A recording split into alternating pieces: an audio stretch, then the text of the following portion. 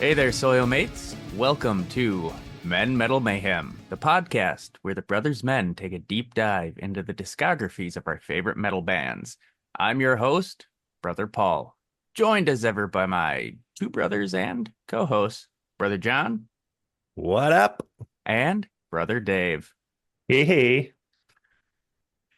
Each season of the show, we are focusing on one band, and season one, Songs of the Damned, we are covering Soilwork. Hell Today, yeah. Today we will be discussing their blistering 1998 debut album, Steelbath Suicide. Join us as we walk the Aardvark Trail.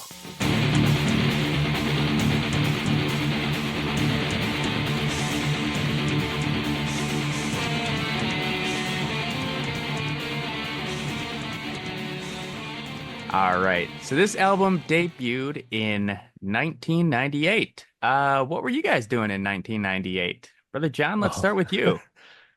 maybe the better question is what wasn't I doing? I was, well, so this album came out May 20th, 1998. So that was the very tail end of my freshman year of high school. So as a lad of but 15, I didn't have my temps or, temporary license yet even. So I wasn't really driving. I was just on foot, hoofing it. Actually, I remember I used to rollerblade all around. I just was, I just thought of that now. I'd like rollerblade all over town and ride my bike too, but I was always out there blading.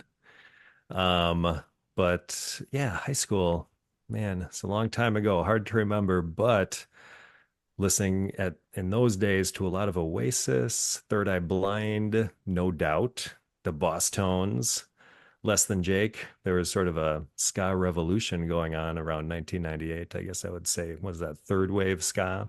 Third wave was hitting us hard, man. Oh How did, yeah. how did we The, survive third wave ska? oh man, how would we have survived without it? I think is the better question. It got us through some hard times. It may But have been the only thing that pulled me away from Metallica, yeah. believe it or not. We'll have to get into that here shortly. But I was looking back and some other stuff that came out around that time. System of a Down's self-titled debut came out June 30th, 1998. So that was one that was hitting my earphones quite a bit. And another huge band for me in those days was the Newsboys. Also on June 30th, 1998, they come out with Step On Up, or what was it called? Step Up to the Microphone. And I think that album was actually kind of the time where that was maybe the last one that I really bought of theirs. I was kind of getting, past my Newsboys phase as I got into other stuff, but they were still pretty big. And I remember it was sometime right around then, late freshman year of high school, we saw the Newsboys and Skillet, which was another band that I really liked. They played at the rave down in Milwaukee, and I got a Skillet shirt that I wore like all the time. So that was like a staple of my wardrobe all throughout high school. So, sort of an eclectic mix of just like radio tunes, ska, Christian music, and other stuff too. Obsolete by Fear Factory. We might not have got that for like another year or so, but that came out in 98. I was listening to Korn and Limp Bizkit and Rammstein. So, I'm a man of many tastes. What can I say? Um, but I would say I probably didn't actually hear Steelbath Suicide until maybe like 2002 or thereabouts, sometime after we started getting into the more mellow death scene and these kind of bands. So it took me a while to get in to even hear that. And the first time I heard it, I was not super impressed. But we'll get into that maybe a little bit more as we go on. Brother Dave, what were you doing in early 98? Well, in classic Brother Dave fashion, I think I was probably listening to the same stuff I'd been listening to on repeat. Um, this would have been, I think, post Reload for Metallica. Probably something I should have looked up. I think Reload was 97, if I'm not mistaken. Yeah, let's look that up. Yep, 97. So that would have just come out. And I was probably listening to that on repeat. And that kind of shift in Metallica was probably when I was like, oh, bands change over time. Um, and I didn't think it was a bad thing. I know a lot of people like rag on Metallica for the load and reload era. I think it's still good music, but um, Hot take, not to cut you off. I really like Load. I think that's a great album. yeah, I think they're good. They're just not thrash, and Right. people were pissed about that. But like, how many times can you put out the same album? Well, If ask you're Amon Amarth, like I was 20. gonna say ask Amon Amarth.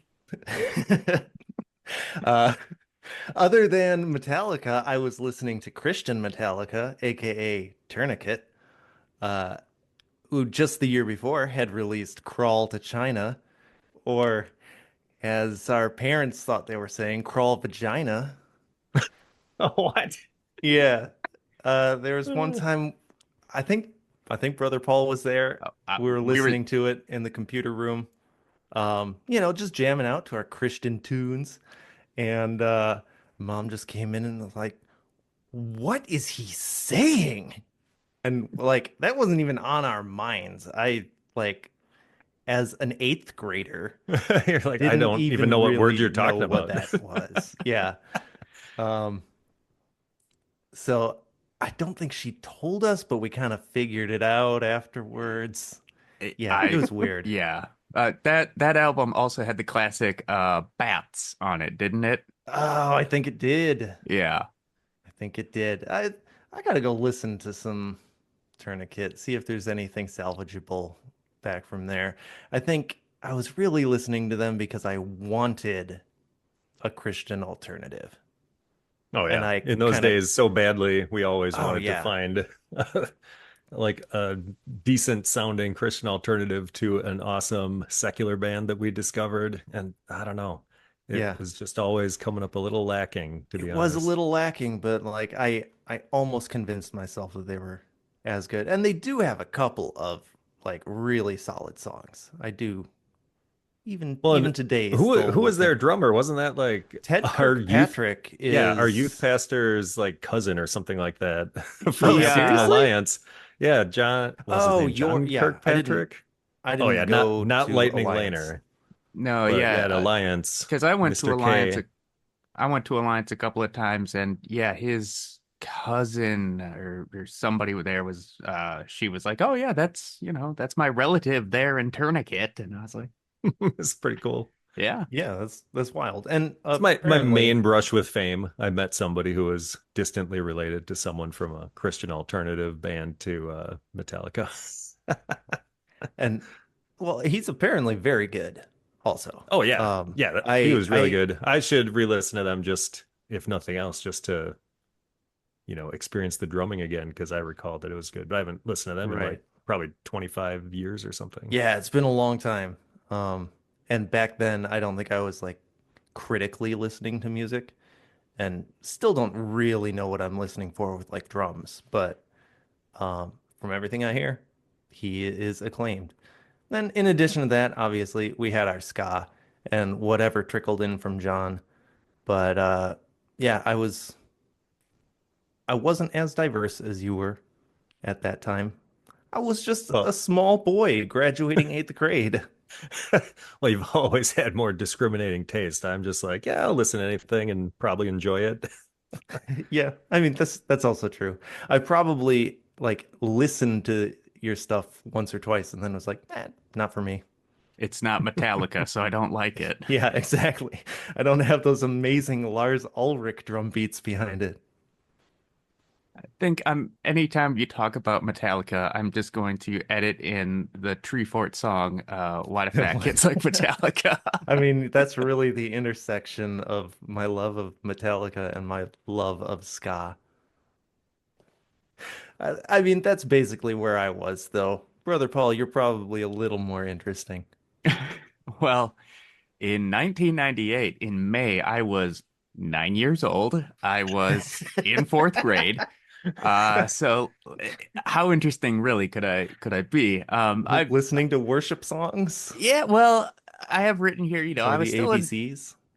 still in my kind of musical infancy, Newsboys was big. I remember getting Step Up to the Microphone on cassette tape because that was still a thing.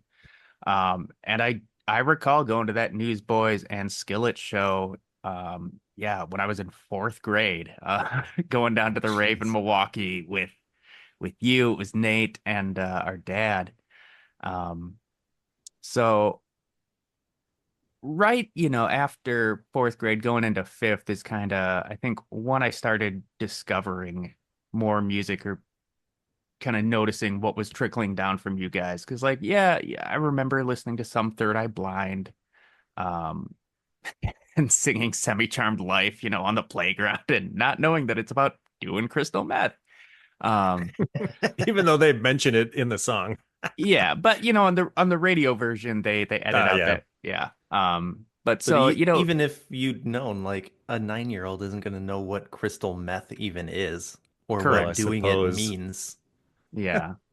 But so yeah, I was still, in fourth grade, it was still very much Christian contemporary, and I probably still hold over country music. That was still big. And then getting into ska music, I mean Mustard Plug, Less Than Jake, and the Boss Tones, coming down from John.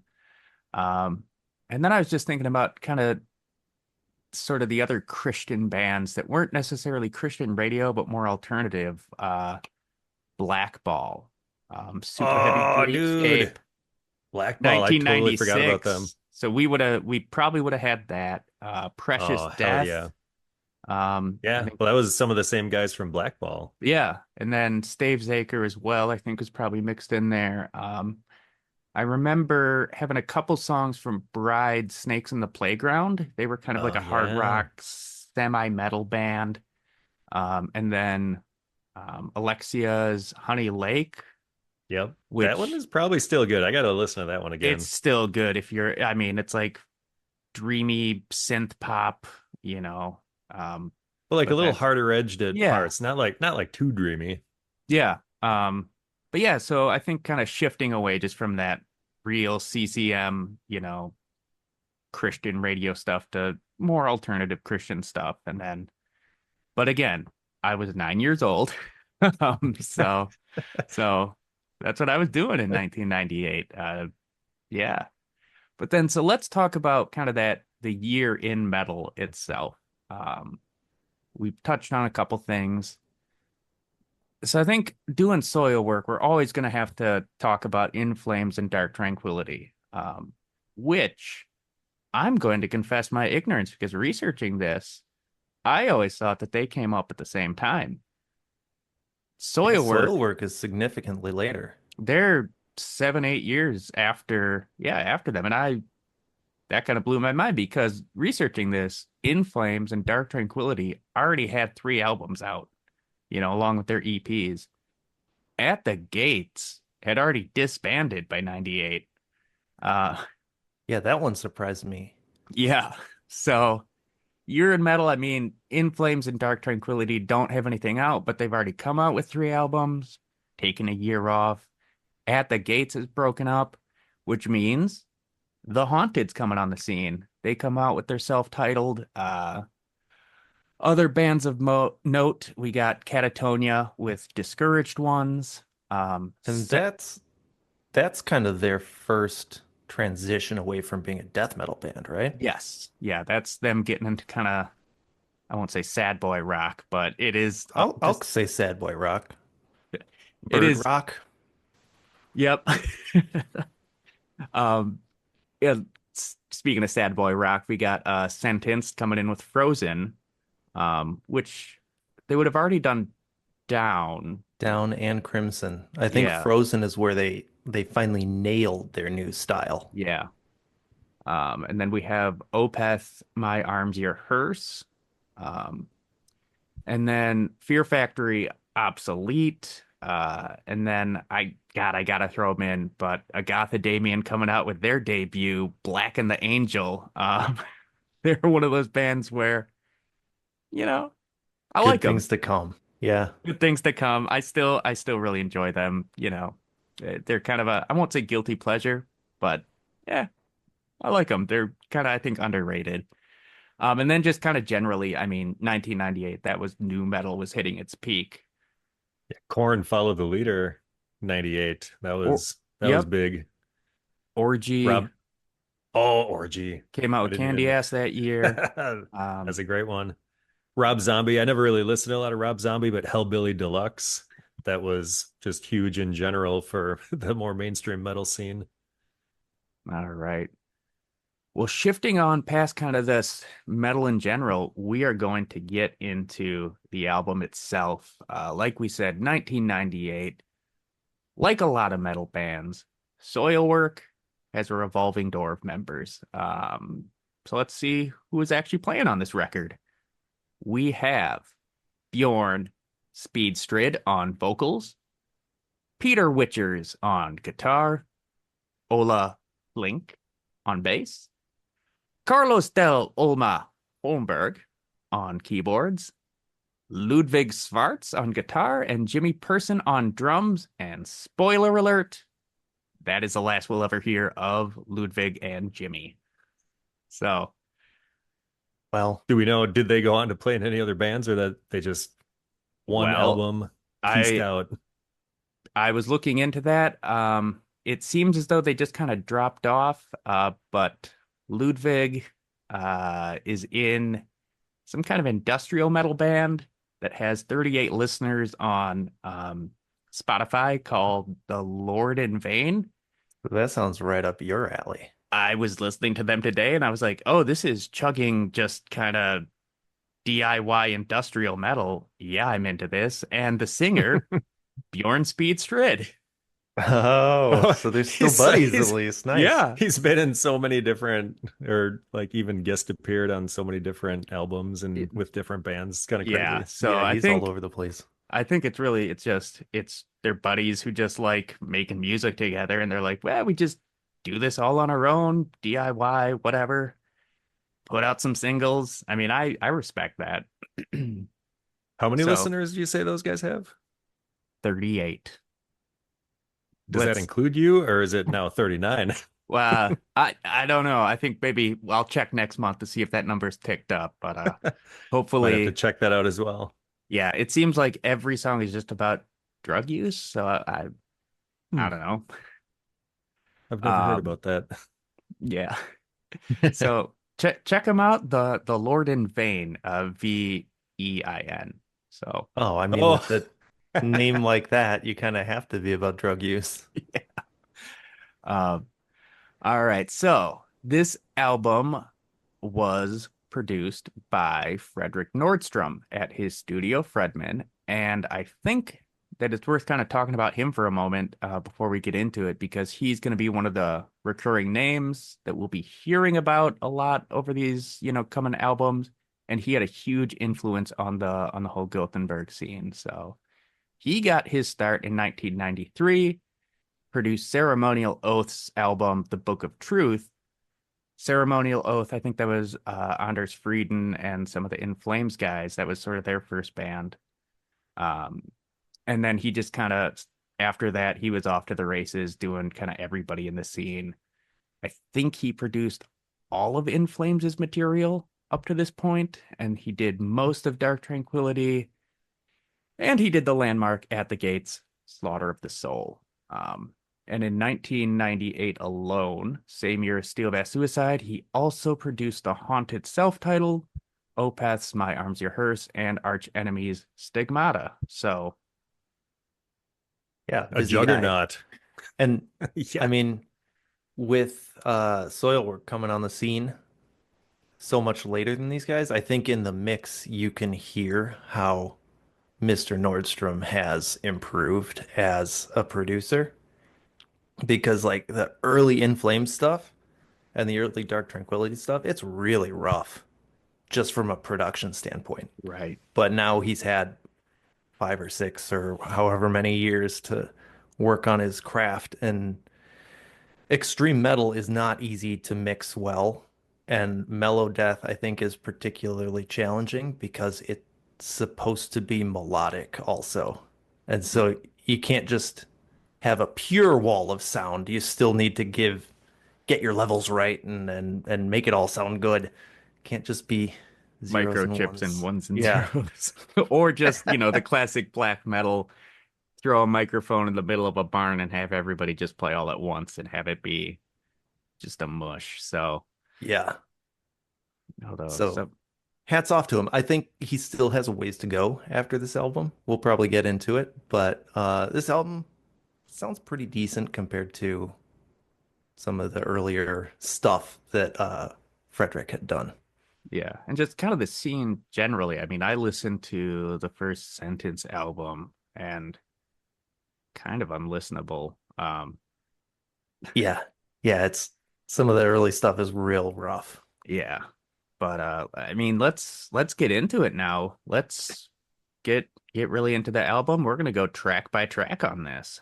All right. So let's start off with the first track that we'll ever be hearing from Soilwork, Entering the Angel Diabolique.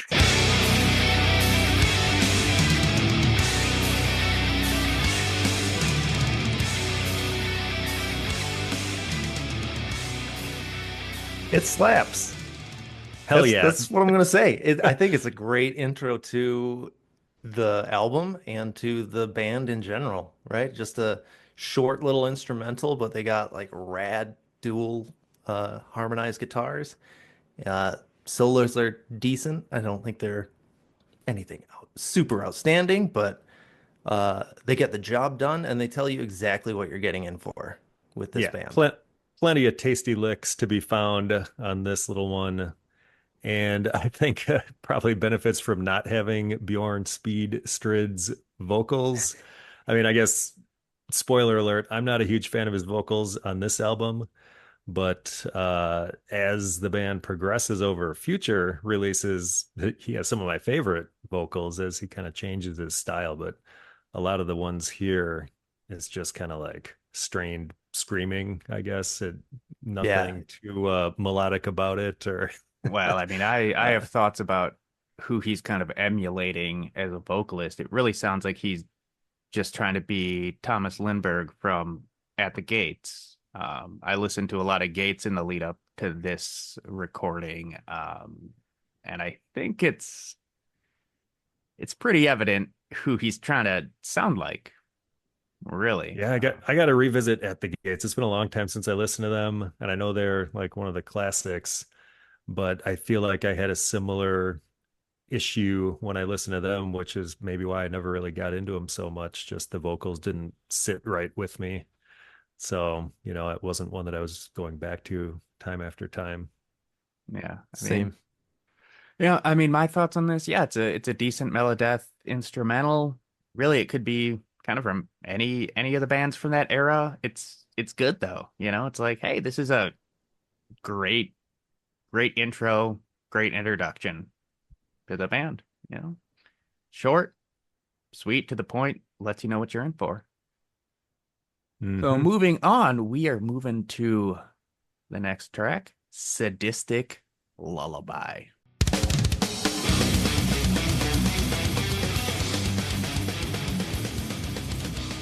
Oh man, the sick riffs abound on this one. I like this one a lot. And they have the live version of it at the end of the album, which is a fun little add-on.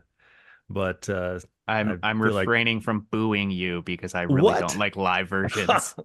Well, I mean, yeah, I mean, it's an okay live version, but as far as one to this or maybe the Aardvark Trails would have been a good one to put the live version of, but I don't know. This song was kind of a standout for me and one that kind of stuck in my head, after the fact. Like the next day I'd be like, "Oh yeah, Sadistic Lullaby." Just kind of get that earworm going.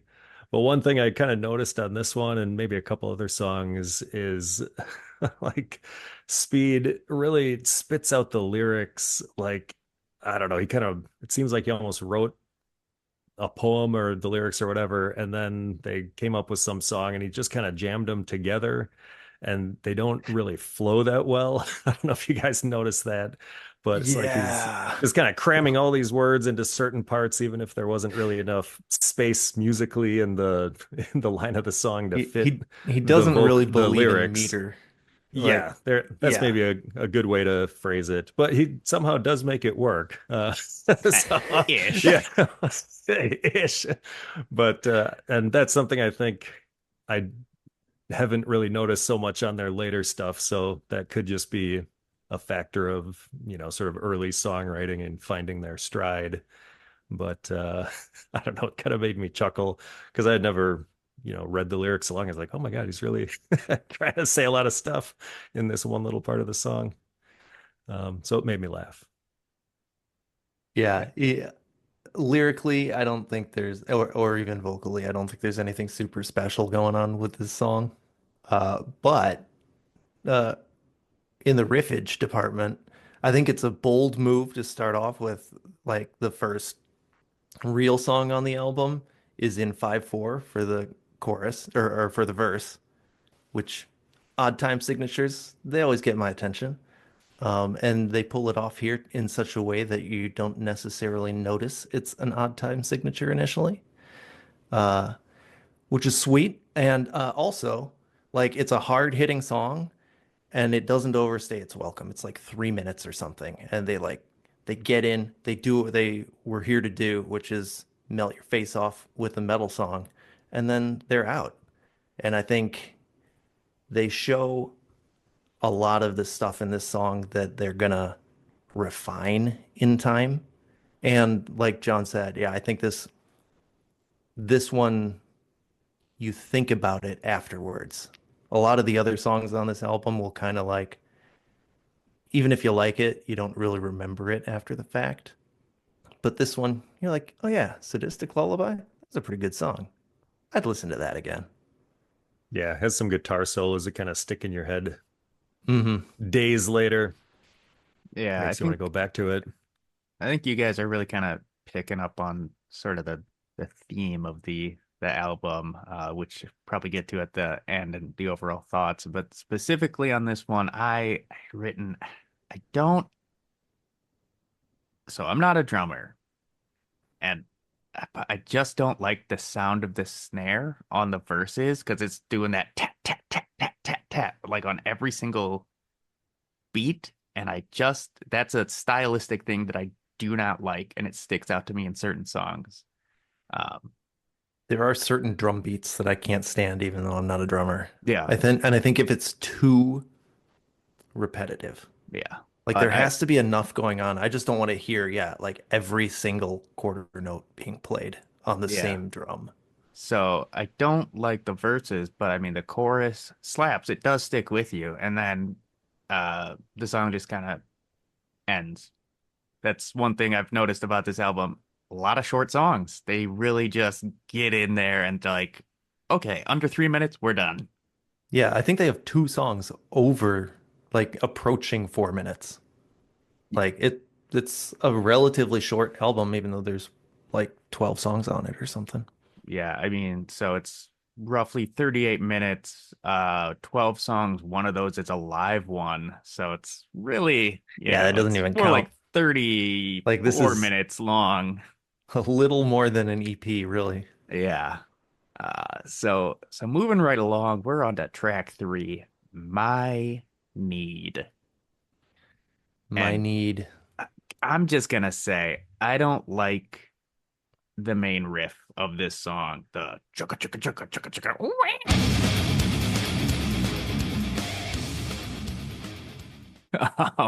Yeah, my need was to press the fast forward button on this one.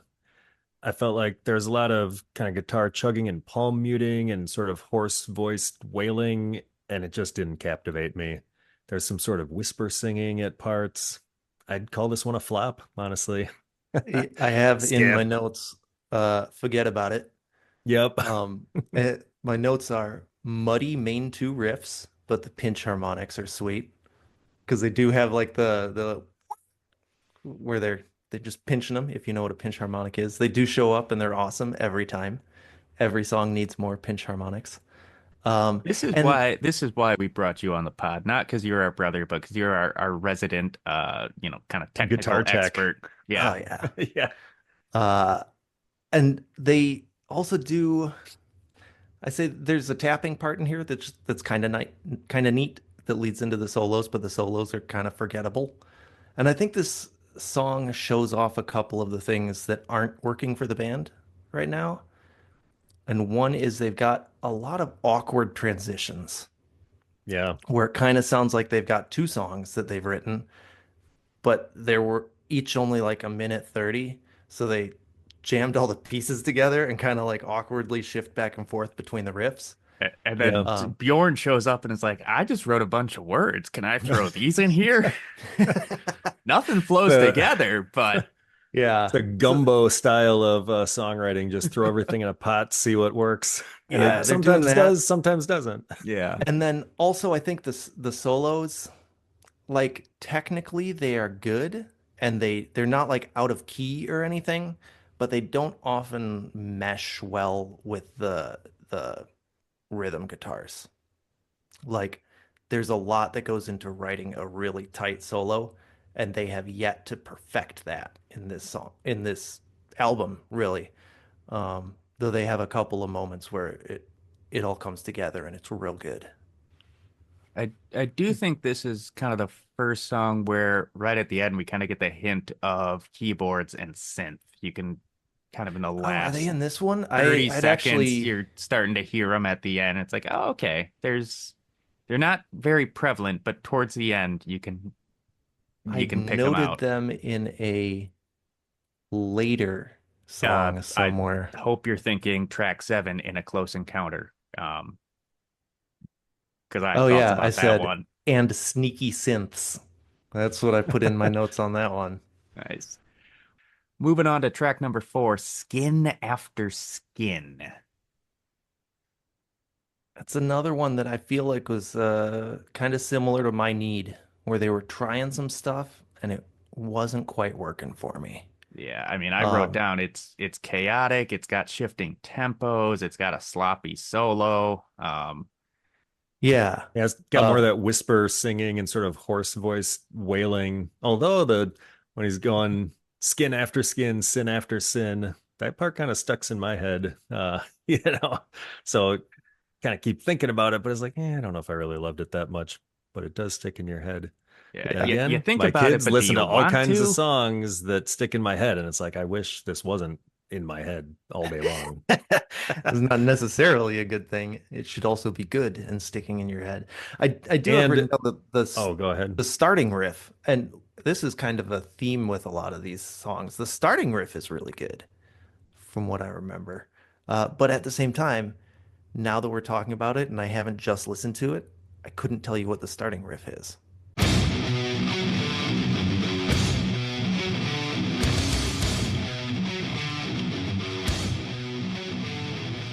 But at the time, I was like, yeah, this is a pretty good riff. Yeah. And they also are trying some more odd time signature stuff, which, as Paul said, didn't flow super well. And I think in their later stuff, they tend to not do so many weird time signatures, but they're trying it out kind of a lot on this album, which, And yeah, like finding their own voice, I think is kind of what they're doing here. yeah, another thing on this song and maybe one or two other ones, they have these sort of screaming guitar leads, sort of in like a 80s metal style, I would say, which they don't really do that in their later stuff. They have more of like the harmonizing guitar Hmm. solos. That's kind of like their own style, I feel like. But this almost seems like they're trying to emulate some other band or, maybe just kind of finding their way. And I wasn't really a big fan of those kind of guitar leads. So this one, another miss for me.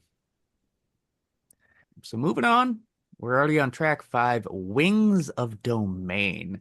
And I gotta say, I like this one. It's sort of the Yeah, most melodic one so far, and it's like, okay, I see it just works cohesively a lot yeah. better than some of their other ones. Definitely some tasty licks in there, some cool guitar riffage. I liked it. So I actually I put this a little lower down than you guys, but I did note that I liked the main riff and I liked that it was a long main riff. Like it's 4 bars instead of two, where you don't get bored halfway, or you don't get bored from hearing the same riff over and over because it's nice and long. So it's a nice change in their songwriting from that perspective. Uh, what I thought was weird about this song is that it seemed up and of the songs that we've done so far, like it was meant to be the most chorus centered, but it was just his same old kind of screamy vocals that couldn't draw me in for a chorus. Like it should have had a sung chorus more than all the other songs so far, I felt like. And it was almost a missed opportunity because he hadn't developed that style yet. They've got to That's revisit this one and just like remake it now with the current vocal style, maybe. Yeah, they should. honestly, I mean, a lot of bands will be like, oh, we put out a remaster album, after 10 years or 15 years, and it's just them kind of updating production value. But to truly revisit and rework, like do a whole rework of Steelbath Suicide. There's so much good stuff on this album that knowing what they know now, and I mean, it's completely different guys except for Bjorn Speed Strid. Now, Spoiler alert, Dave. oh, sorry. Yeah. Uh, yeah, It's the I only think they one could who do survived awesome the stuff. purge. Yeah. I think they could do awesome stuff, like completely reimagining this album. That'd be fun. We should write an email to him and see if he wants to take us up on that suggestion. All right. Yeah. Well, I mean, hopefully we'll have him on the pod at some point. And we won't let him leave until he agrees to redo Steelbath Suicide. For his own good. All right. So moving on, we are on to the title track itself, Steelbath Suicide.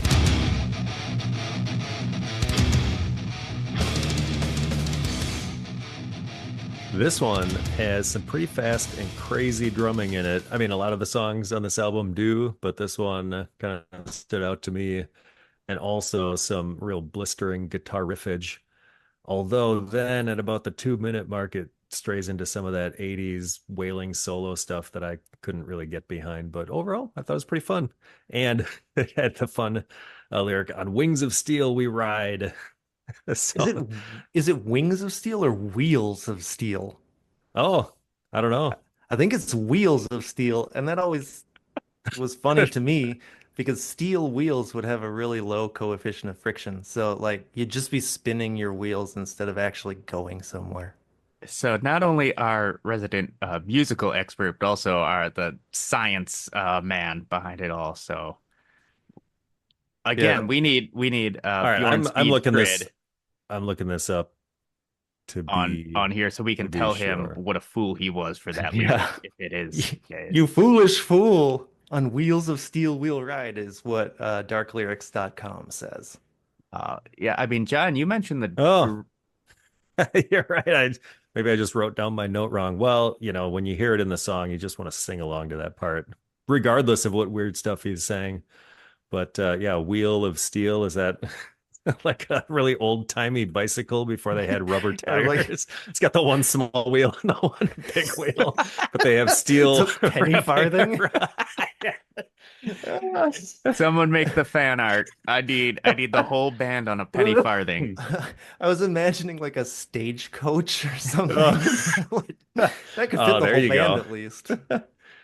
Oh, Yeah, I mean, my notes for this, yeah, it's a standard song, but the drumming did stand out to me. They do a really cool fill right at like the 127 mark before he goes into one of those solos, and I was like, ooh, this stands out as like a nice drum fill. So okay, so then after the title track, we are on to track 7, In a Close Encounter. And this one, very synth heavy. I wrote that it has kind of like a horror movie feel.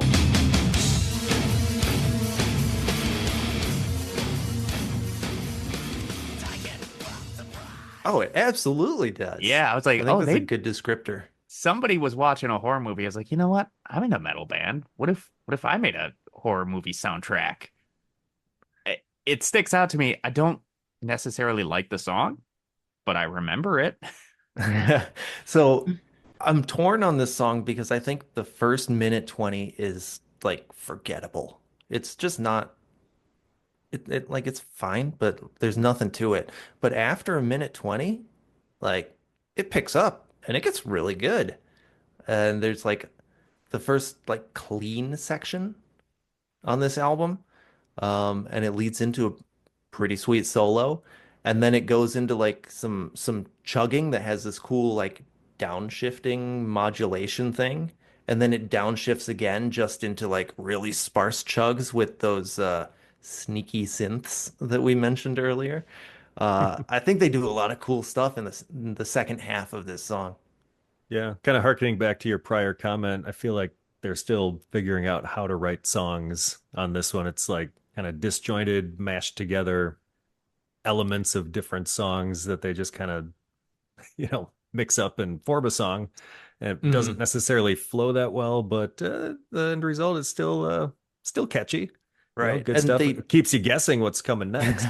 it does that. And they definitely know how to write cool individual parts, right? Yeah, just Like finding that flow. they've got a bunch of cool riffs. They just haven't quite nailed down how to stick them all together. Yeah, I was thinking about it too. Like, I feel like Between the Buried and Me does a lot of that stuff where they're like in one place and then seconds later it's like almost a completely different song. But I feel like Yeah. somehow they make it work a little better than how it's working on this album. But And maybe, maybe I need to listen to Between the Buried and Me again with a more critical ear, and maybe I'll have the same feeling where it's like, what are these guys doing? I think they probably do it a little better here, but like that's a complaint that I've had about metalcore in general. And one of the things that really turned me off when you were big into it in Grand Rapids, and I was there also on the outskirts looking in, like just the flow of the songs wasn't there for me.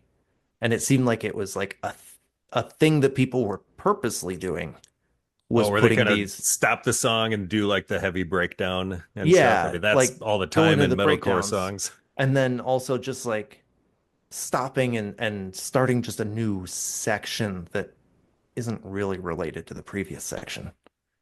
This Yeah. is why you need to listen to Funeral Doom, where it's just two notes the whole time. Yeah, for all 8 minutes. I think it really does seem like they were like, "Hey, Carlos, our keyboard player, looks like you wrote a song. Let's do that for Oh, the first, Carlos wrote a song. yeah, let's do that for the first 20 and then we'll get to the real stuff." So moving right along, we got another instrumental, Centro de Predominio. Uh, Center of predominance. I think this one's a banger. Oh Just yeah. straight up. Starts Uh, with a sort of an ominous intro, but then into some cool dueling guitar stuff that's kind of like foreshadowing the sound that they flesh out over their coming albums. So it's kind of like Soilwork finding their own with the guitars on this one.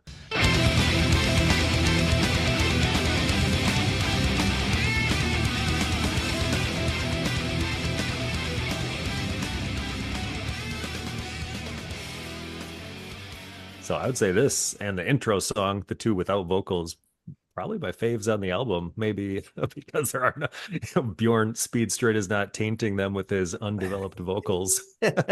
yeah. But And like I said, I'm very glad he evolved his style because he becomes one of my favorite vocalists on his later stuff. Yeah, I mhm. mean it's just another really good, solid instrumental, kind of everything you want out of a mellow death instrumental. I'm like, yeah, this is good. And I echo what you say, John. The two instrumentals on this album are kind of the only ones I would ever revisit. Uh, I would listen to this from time to time, but more so than when I first heard it. I was like, I don't need to listen to this again. Since I, listened to it several times, kind of preparing for doing the pod app, and kind of grew on me a little bit, but still not one that I would go back to that often. yeah. The only other thing that I want to point out about this song is that they do the classic fade out that sounds like they didn't know how to finish the song, so they just like made it quieter until it was over. which, that's a pretty common technique. But I always find it funny, no matter who does it, in almost any context. It's like, well, let's just keep turning it down until we're done. Yeah, and that's that. Yeah, you don't need a final note. Nope. It's just over. We don't need completion. All right. Track 9, Razor Lives. I mean, I feel like this is the point where I want to call into session our first official Sick Riffs and Tasty Licks segment with the intro riff here. I think slaps so hard.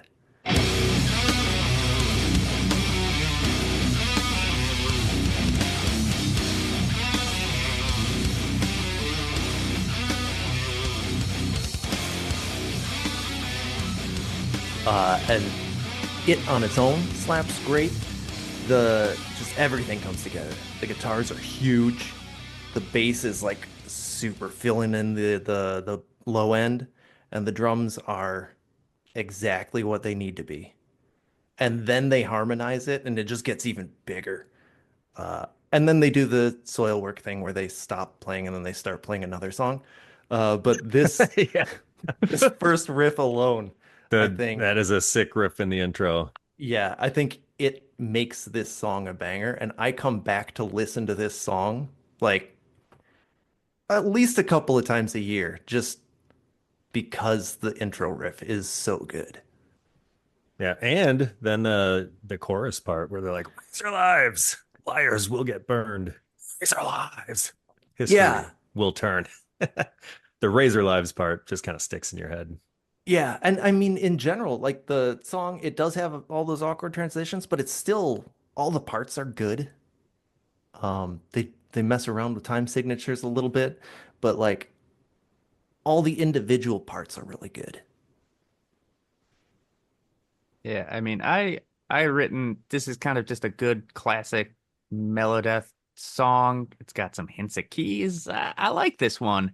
I don't recall the intro riff so much. I'll have to go back and give that a listen. I'm like, it's good. It's what you want out of a Melodeath song, and I guess I will revisit this given Brother Dave's strong recommendation on the intro riff. But that was our first taste of one of our segments, Sick Riffs and Tasty Licks.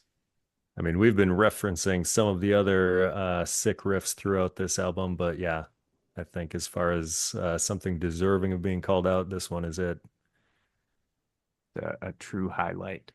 And now we are on to track 10, Demon in Veins, or should I say Damon in Veins? Wait, do they have Because an A in it? no, it's just the way he pronounces it in the song. He goes, Damon.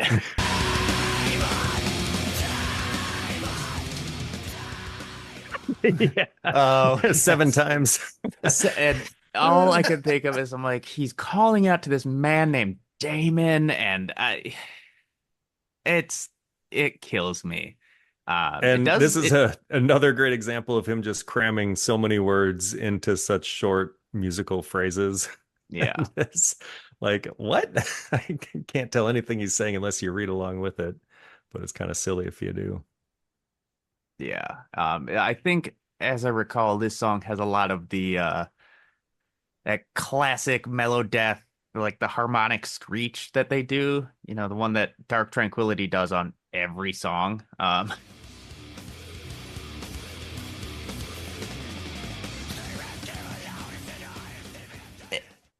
Yeah. I just I can't get over the vocals on this one. yeah, the chorus is basically just him screaming demon or Yeah. Damon over and over. Like there's nothing to the chorus. I mean, it's There, memorable, but it's so bland. yeah, Yeah. it's It's bland. memorable because it's not worth listening to again. This song, I think, does have the first like notable use of synths. Like they're very present in this song, Hmm. whereas they've kind of been in the background. But yeah, overall, this song does not really do much of anything for me other than having some nice pinch harmonics, which I think, Paul, is what you were referring to. Yeah, I mean, yes, if that is what Dark Tranquillity does on most of their songs, and that, And yeah, it, the pinch harmonic, it it, is the sound that Metalocalypse uses to bleep out the swears. yes, yeah. I mean, it's, I think very, that's the Gothenburg sound right there is just a pinched harmonic. Yeah. Although, let me just say, Soilwork, not from Gothenburg. Yeah, They're basically from Denmark. they're from what? Helsingborg? Helsingborg. Yeah. Yeah. Basically Danish. And now they've They're got a Frenchman in their band. They got a Spoiler alert. Frenchman. They got a guy Uh-oh. called Carlos on this album. What is they're just multicultural. They are Well, it's true. multicultural. And Bjorn Speed Strid has sung on so many different albums, like we mentioned, including Disharmonia Mundi, which is what, Italian guys, I want to say. Yeah. Yeah, I think you're right. And presumably plenty of other international acts. So, he's a well-traveled man. Yeah. A lot of friends across the globe, just All right. making music. So now we are already at the end of kind of the true songs. Track 11, the Aardvark Trail. And for this one, I am going to have to bust out our segment, Lyrical Tactics, Vocal Gymnastics. Lyrical tactics, vocal gymnastics. We got to talk about this song. So this is where we discuss and decipher all the most ridiculous and mysterious lyrics on the album.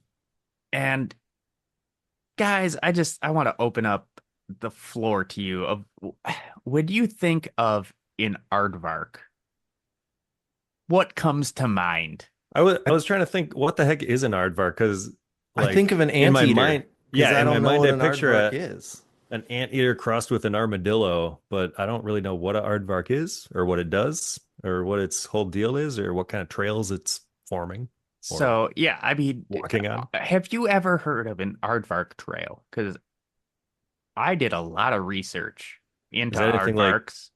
is that anything like snail tracks? Sorry, you can edit that out. That's staying in. Fair. That's the pull quote for the episode. I mean, like an aardvark trail is a real thing, but it's not a phrase. It it's Wait, not so a what is figure it? of Just speech. like a trail that these little animals make? Yeah. Um, and just so I get that English Are is not are their first. aardvarks, are they hunters? What are they making these trails for? It's just like what they walk on. Like Oh, okay. this is the trail they go on. Fair. And they But technically are hunters. They eat ants and termites. Myrmecophagy. Well, I do have some theories about what this song could be about. And I'm happy to share them with you boys. well, first off, I just want to talk about so they're not English is not their native language. So that can play into that the lyrics, but I was an English major in college, and this line just sticks out to me. Hanging tied upside down because you're walking the Aardvark Trail forevermore. And what kind of mixed metaphor is that you're hanging upside down, tied, Because, because you're also, in addition to, you're walking on the Aardvark Trail. well, there's some cause and effect here. I give you hell. You're a prisoner in your filthy mind. But so that it's mixed metaphors about a turn of phrase that does not exist. So Could be a Swedish turn of phrase that we're just they not don't aware have of. aardvarks in Sweden. But you know what? Here's So what I think is going on. yes, please take And over because I'm losing it over here. so we'll find out in our next episode that Speed has various movie references in some of his songs, and I feel like this could actually be a reference to a film that, Paul, I know you and I like, and Dave, I think you probably like it too, but I guess I'm not totally sure. But hanging tied upside down, what movie have we seen where there are victims tied hanging upside down? Oh, Paul? Predator 2 and Predator Yes. 1. And the people, maybe the Aardvark Trail is just a metaphor for people walking on their daily lives becoming victims of this hunter predator. I give you hell. He's out there, he's hunting, walking with blinded eyes. They can't see the predator because he's in stealth mode. Feeling the temperature rise, the predator sees their heat signature, so you're in trouble when he's lurking around. Pleased to be a swine, someone to be slaughtered, as the devil rips your spine away. Spine ripping, again, that is something the predator is seen doing in the movie. So I think at Think of least some King of these Willie. lyrics, yeah, some of these lyrics fit exactly. And I think it's actually a movie about Predator 2, or a song about the movie Predator 2. That's my Honestly, hot take. that's I could be convinced. I'm halfway convinced. Once we get Bjorn Speed Strid on the pod, we'll have to ask him point blank if this is about Predator or Predator 2. I think we're gonna have to get to the bottom of that. Yeah, But if maybe he we confirms, the pod can maybe we should become also check about what movies. some people on the internet had said, because I Yes. found one comment. So this I found on, let's see, what was it? From songmeanings.com by the user Hard Rock Dude 16 years ago. Hell It yeah. says, this song kicks so much ass, all caps. It's unbelievable. This is totally one of their best pieces. The way it builds up and the guitars come in, the way the drummer goes crazy on almost every beat, amazing vocals. I can't think of any more words. Amazing stuff. And what is it about? I'm sorry, I can't tell yet. I'm too distracted by the music. So this was 16 years ago? There was no follow-up, so I think he still can't tell. Still too distracted by the music, but I think we've kind of answered it for him through my deep analysis. So Hard Rock Dude, if you're listening, you're welcome. He wrote that 10 years after the album came out. Well, yeah, probably. Okay. a mystery still waiting to be solved at that point. Yeah. John hadn't come along. Yeah. I don't know. Did either of you guys have any theories on what any of this could mean? Well, I think it just goes to, I won't say shortcoming, but a lot of Bjorn's lyrics are very opaque and vague. Yeah. Maybe intentionally vague. You can make meaning out of them however you will. Yeah. So it's just Seen them referred to as vibes based. Yeah. it's a real vibes-based lyricist. And that's fine. It's not, I don't know. I prefer vocals that actually have some kind of meaning. Like a definitive meaning. Yeah. Yeah. Even if it's just about a concept. But they seem to be words strung together in the semblance of sentences that ultimately when you read them, it's like, what are you trying to say and convey here? Yeah. Hard to say. And my relationship with poetry, like if it's not kind of obvious what the poetry is about, I'm lost. And I look at this and I just kind of go blank. I don't have any thoughts about what it's about because it just doesn't make any sense to my brain. Well, maybe he's writing about current events and just doing it in a very metaphorical type of way. I don't know. He was writing about President Clinton. Yeah, could be.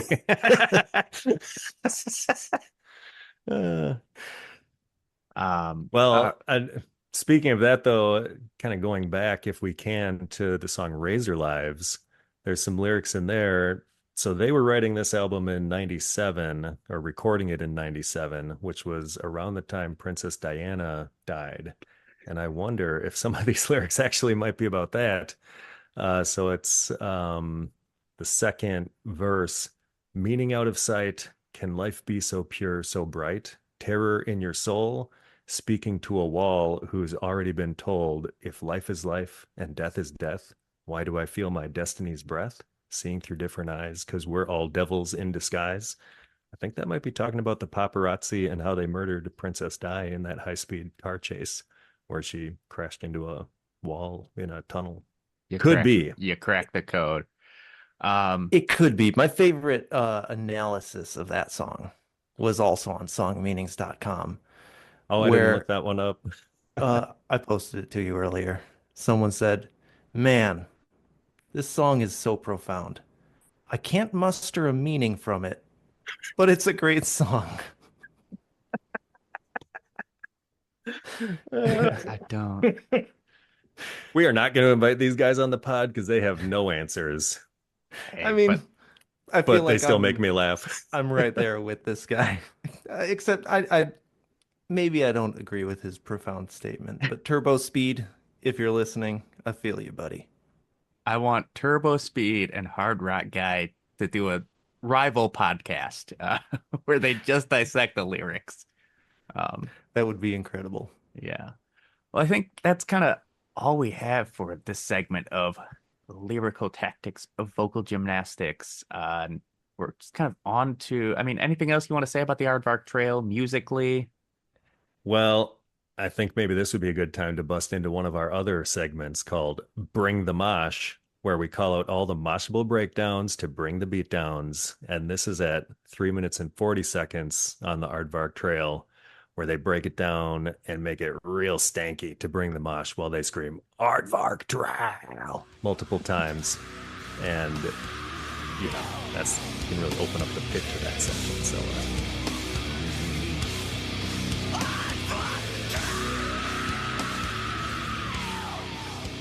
I wonder, I mean, I doubt it, but do you think any of these songs make the set list? I think like for shows today? Yeah. Sadistic Lullaby still makes the set list sometimes. Oh, all right. Yeah. I think. Yeah, but I would doubt more than like one would show up. They've got such a huge catalog to pull from. Yeah. But you gotta do a little something old for the fans. Yeah, I mean, I love a good deep cut. So if I were to see them live again, I would be interested to see if they would play anything off this or the Chain Heart Machine, kind of their early stuff. Yeah, I bet they still bust out one or two because Yeah. they probably play a decently long show. I would think, like, Yeah. I don't know, 20 plus songs. I would imagine. Yeah. They've got so many, they got to. I think that Sadistic Lullaby, the live version, track 12, that's the version that is on Spotify. I think that's only on the re-release that came out because this was originally released off Listenable Records, who I would assume is a kind of small, record company, and then Century Media got the re-release, I think, and re-released it in 2000. So track 12, Sadistic Lullaby, live version. I literally did not even treat it like a song on this album. I turned it off whenever it came on. The album was over. Good. After the Aardvark I mean, Trail. it's a lesser version of the studio recording. Yeah, But I mean, it's still something fun for the fans. Just thinking about it, I don't like live versions. I think in our intro episode we talked about how there was one good live album, and that is the Boss Tones Live from the Middle East. Oh, hell yeah. Every other live that album slaps. Yeah. I don't know, like Well, Metallica S&M. Does that count? That I mean, was it was like its recorded own live, thing. right? Yeah, that was its own. Like it was. Yeah. Sort of a Technically, special... it's live, but yeah, it's a special event. I don't think it counts. One other live album that I actually was important for me was In Flames, whatever the heck their live one is. Tokyo Showdown. Used and Tokyo Abused? Showdown. Oh, Tokyo Showdown. Wait, what am I thinking of? I don't know what you're thinking of. Do But- they have something called Used and Abused? Oh, You can that's edit this Children out. of Bodom? that's Bodom. They got used, okay. lost, thrash, strung Lost out. Strung and They also have Tokyo Thrash War Lost, Hearts live. yeah. But the Tokyo Showdown it has really good production and sound quality, and like it's well produced for a live album. And then it also, It's In Flames, Used and Abused in Live We Trust from oh, 2005. That's what I was you thinking of. you are still crazy, but not about that. Yeah, I have not listened to that one, I don't think. I don't think I have either. Sorry, I But interrupted you. That was unkind of me. yeah, we're still getting down our shit.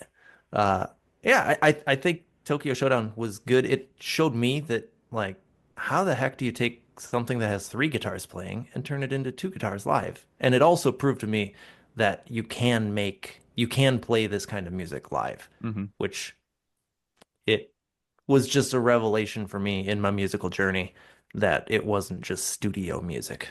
Yeah.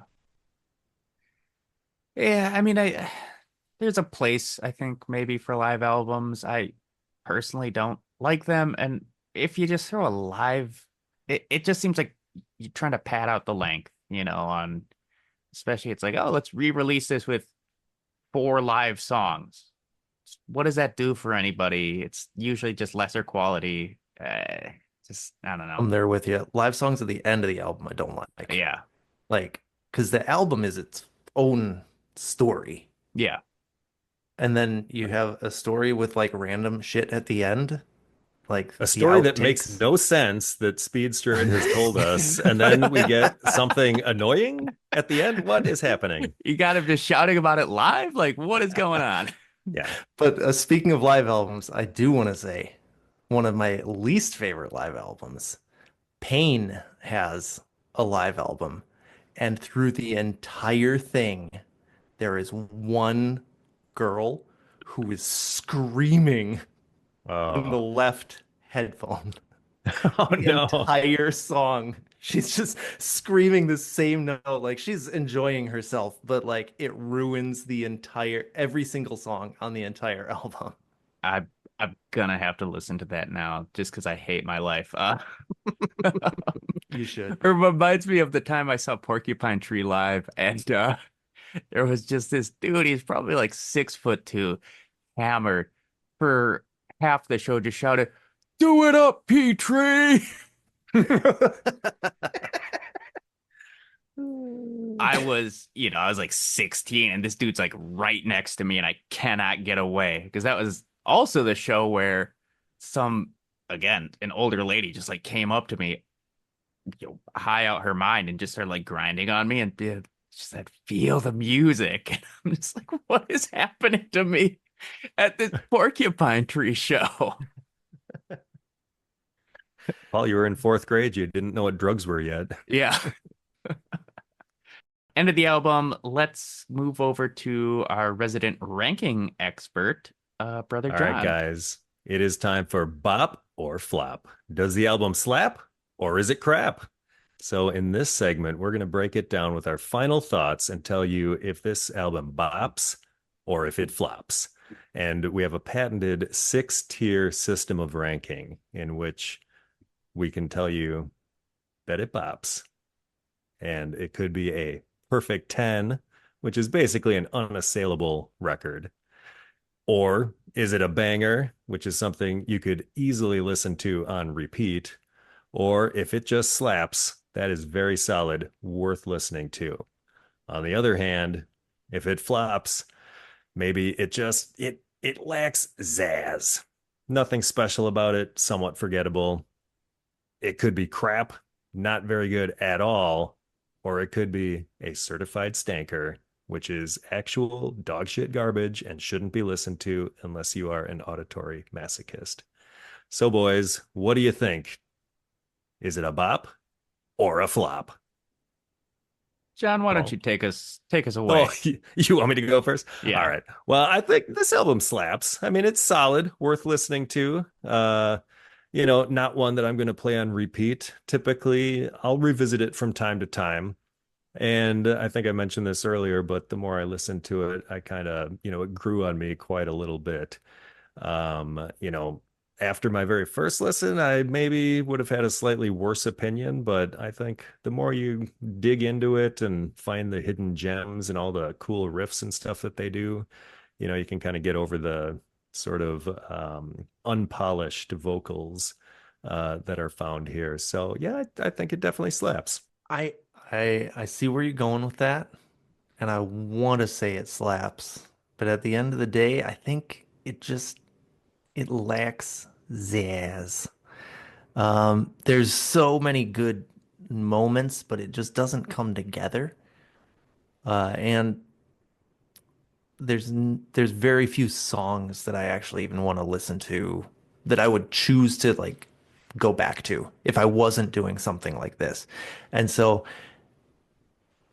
it's worth listening to as like an aficionado of the band or just to, be familiar with the genre, what was going on at this time. But as something to seek out on its own, I don't think it's got that spark for me. John, you like everything. This is an so obvious this first is- instance of that coming true. This is the first instance where it's like, oh, it was good.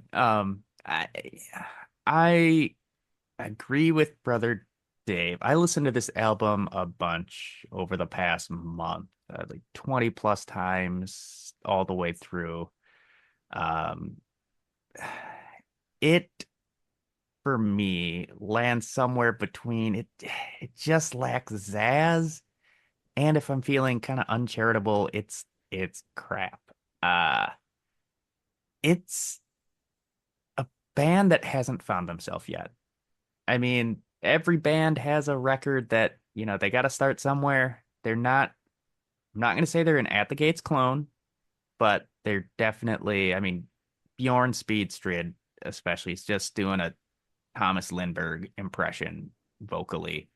I've listened to this album a whole bunch. I have such a hard time remembering virtually anything off here. So it wavers between just lacking zazz and just being just a crap, not very good record. There are a couple of good moments, but I will probably never listen to this one again. I respect Razor it. Lives. Liars Yeah, will get other burned. than the intro of Razor Lives. Yes. Listen to that every day for the rest of your life. Okay. You'll thank us. All right. I think I will make that my alarm. That would be a sweet ass alarm. Maybe Sadie's I will. She's gonna love me for that when I do that too. Yeah. All right. Well, soil mates, that's all for this episode. Stay tuned for the next episode where we will be discussing Soilwork's 2000 searing sophomore scorcher, the Chain Heart Machine. Until then, stay metal, my brothers. Hell yeah, brother.